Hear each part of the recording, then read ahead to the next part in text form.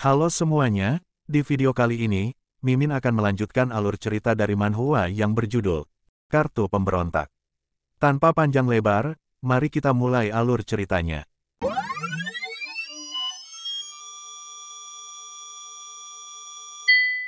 Alur cerita diawali dengan Master Yu yang memperkenalkan Jiang kepada ketiga murid kembar dengan berkata, "Ini kakak senior kalian yang bernama Jiang Beiran, saat kalian turun gunung, kalian harus mendengarkannya." Dan ketiga murid kembar pun menjawab dengan mengatakan, "Baiklah Master." Setelah itu, ketiga murid kembar pun segera maju ke hadapan Jiang, dan mulai memperkenalkan diri mereka dengan berkata, "Yu Guishui dari Aula Cermin, memberi salam kepada senior Jiang, Yu Guilin dari Aula Cermin, memberi salam kepada senior Jiang, Yu Guisen dari Aula Cermin, memberi salam kepada senior Jiang." Menanggapi itu, Jiang pun menyapa balik ketiga saudari juniornya sembari tersenyum ramah, namun pada saat yang sama Jiang juga bergumam, "Tolong aku, mereka ada tiga, yang berarti bahayanya juga 3 kali lipat." Kemudian, Master Yu mengatakan kepada Jiang, bahwa dia harus merepotkannya kali ini. Dan Master Yu juga menambahkan dengan berkata, "Meskipun kami memiliki banyak murid perempuan di Aula Cermin, namun kami kekurangan kakak senior yang dapat diandalkan sepertimu, dan itulah sebabnya aku ingin kamu mengambil kesempatan ini untuk memperbaiki diri, dan membantu kami pada saat yang sama." Menanggapi permintaan dari Master Yu, Jiang pun membungkuk memberi hormat kepadanya sembari berkata, "Murid ini dengan senang hati menerima permintaan Master." Namun pada saat yang sama, Jiang juga bergumam, "Master Yu, apakah Anda tahu, jika permintaan Anda adalah rute kematian bagiku?" Scene pun berubah setelah kepergian Master Yu, di mana tampak ketiga saudari junior mulai mendekati Jiang. Dengan rasa ingin tahu yang besar yang terpancar dari mata ketiganya, mereka pun langsung bertanya. Setelah mendengar pertanyaan dari ketiganya, Jiang pun tampak memasang raut wajah yang cemas, karena semua pertanyaan dari ketiganya, bahkan tidak pernah dia lakukan, sehingga Jiang pun hanya mengatakan kepada mereka, "Dengarkan baik-baik, selama aku tidak memerintahkanmu, kau tidak boleh berbicara, ataupun bergerak tanpa persetujuanku." Mendapatkan jawaban serta reaksi yang tidak terduga dari Jiang, ketiganya pun tampak sangat terkejut, namun tiba-tiba, Qiu Tao menyela pembicaraan mereka dengan berkata, "Jadi kau akan memulai percobaan seperti itu saja, bukankah kau sudah menolaknya 2 hari yang lalu?" Jiang yang mendengar pertanyaan yang tiba-tiba dilontarkan oleh Qiu Tao kepadanya, dia pun melirik ke arah Qiu dengan dingin sembari berkata, "Aku pikir kau cukup pintar untuk mengetahui perbedaan antara dulu dan sekarang." Setelah mengatakan itu kepada Qiu Tao, Jiang pun melanjutkan dengan berkata, "Baiklah saudari junior, sejak aku menjadi penanggung jawab untuk kalian dan keselamatan kalian selama ujian percobaan berlangsung, kalian harus mendengarkan perintahku." Namun sekali lagi, Qiu Tao menantang Jiang dengan mengatakan, jika dia tidak ingin melakukannya, apa yang akan Jiang lakukan kepadanya. Jiang pun merespon perkataan Qiu Tao dengan melepaskan aura intimidasinya sembari mengatakan, "Kau bisa mencoba, jika kau memang berani melakukannya." Ini sangat aneh, bagaimana bisa aura miliknya bisa begitu kuat, apakah aku takut padanya, gumam Qiu Tao setelah terintimidasi oleh aura yang dikeluarkan oleh Jiang, sehingga dia pun dengan terpaksa menerimanya. Setelah merasa situasi sudah terkendali, Jiang pun melanjutkan perkataannya dengan berkata, "Jika kalian ingin senior ini menjadi penjaga kalian, kalian harus menuruti perintahku, dan kalian tidak diperbolehkan untuk bertindak gegabah atau impulsif. Meskipun kita menghadapi situasi yang tidak diharapkan, apa kalian semua mengerti?" Kemudian mereka semua pun menjawab, "Kami mengerti," tanpa terkecuali Qiu Tao yang terpaksa mengikutinya. "Sekarang, kalian semua harus kembali dan berganti pakaian, lalu kita akan bertemu lagi setelah setengah jam, dan siapapun yang datang setelah melewati waktunya, akan dikurangi 2 poin, ucap Jiang kepada mereka semua. Setelah mendengar apa yang dikatakan oleh Jiang, Qiu Tao pun memprotesnya dengan mengatakan, "Mengapa kau yang memutuskan pakaian apa yang kami kenakan, apakah itu ada hubungannya dengan misi?"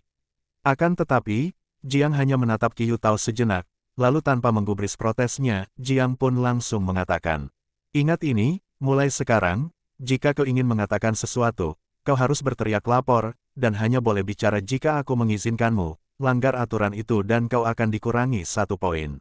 Dan untuk menjawab pertanyaan itu, benar, kita akan segera turun gunung, jadi kita harus berbaur dengan orang banyak jika tidak ingin menarik semua perhatian. Bukankah kau hanya membuat alasan, memangnya siapa yang peduli tentang itu, ucap Qiu Tao yang masih meragukan pernyataan Jiang. Pada saat perdebatan antara Jiang dan Qiu masih berlangsung, tiba-tiba Ziyun menyela dengan mengatakan, Senior Jiang, apakah hanya itu saja yang akan kami kenakan saat ujiannya berlangsung? Namun, Jiang yang merasa sangat kesal karena perkataan sebelumnya tidak didengarkan, dia pun melirik ke arah Ziyun sembari mengatakan, apakah kau tidak mendengarkanku? Aku baru saja mengatakan kau harus teriak lapor jika kau ingin berbicara, kau dikurangi 1 poin, dan 2 poin jika kau lupa. Apakah ini rasanya ditegur oleh seseorang? Sejak kecil, ayahku tidak pernah melakukan itu kepadaku, dan rasanya ini sangat istimewa, gumam Ziyun yang merasa kagum dan tersentuh dengan perasaan yang belum pernah dia rasakan sebelumnya. Akan tetapi, Qiu Tao yang mendengar Jiang membentak Ziyun pun sekali lagi terpancing dengan mengatakan, sekarang kau benar-benar membuatku marah. Beraninya kau berbicara seperti itu pada saudari Ziyun? Aku akan, namun belum sempat menyelesaikan perkataannya, Ziyun menyela dan mengatakan kepada Qiu Tao untuk membiarkannya saja, sebab itu memang kesalahannya, dan Qiu Tao pun menurutinya sembari memasang raut wajah kecewa dan keheranan dengan kelakuan Ziyun. Setelah keadaan kembali normal, Ziyun pun mengatakan lapor untuk meminta izin untuk berbicara, dan Jiang pun mengizinkannya. Apakah hanya pakaian dengan bahan kain karung dan kain linen yang dapat kami kenakan saat ujian berlangsung? Karena aku mempunyai keduanya, dan aku tidak ingin meminjam pakaian orang lain. Menanggapi pertanyaan yang dilontarkan oleh Ziyun kepadanya, Jiang pun menjawabnya dengan mengatakan, memadukan diri dan membaur dengan masyarakat merupakan prioritas utama kita, dan karena sebagian besar orang di sana hanya mampu membeli kain karung dan kain linen, kita akan langsung menarik perhatian jika berpakaian terlalu mewah. Apa kau mengerti? Setelah itu, ketiga junior kembar pun juga meminta izin untuk bertanya, di mana pertanyaan mereka adalah, apakah ada gaya kain karung yang bisa digunakan? Apakah senior ingin kami memakai sendal jerami? Dan apakah senior ingin kami memakai topi jerami? Menanggapi pertanyaan dari ketiga junior kembar, Jiang pun mengatakan, jika kalian ingin bertanya, lain kali tanyakan satu persatu. Lalu Jiang pun menjawab pertanyaan mereka dengan berkata, kenakan gaya yang paling umum, dan sepatu serta topi akan aku siapkan, ucap Jiang yang tampak skeptis kepada ketiganya. Scene pun berubah setelah kepergian mereka, di mana Jiang tampak duduk dan menikmati secangkir teh, sembari menunggu kedatangan para saudari juniornya. Walaupun akan sulit karena mereka semua sangat cantik, namun itu seharusnya akan bekerja, jika mereka berpakaian cukup bagus, ucap Jiang yang telah mempersiapkan sesuatu untuk rencananya. Setelah menunggu cukup lama, Ziyun, Qiu Tao, serta trio Yu pun datang ke pavilion, dan mengatakan kepada Jiang jika mereka telah sampai dan sudah mengganti pakaian sesuai permintaannya. Akan tetapi, Jiang yang berbalik melihat mereka pun menjadi sangat terkejut sampai menyemburkan teh yang telah dia minum sebelumnya, dan pada saat yang sama, Jiang juga bergumam. Apa-apaan ini? Apakah mereka punya kecantikan alami yang tidak bisa disembunyikan? Apa yang harus aku lakukan sekarang?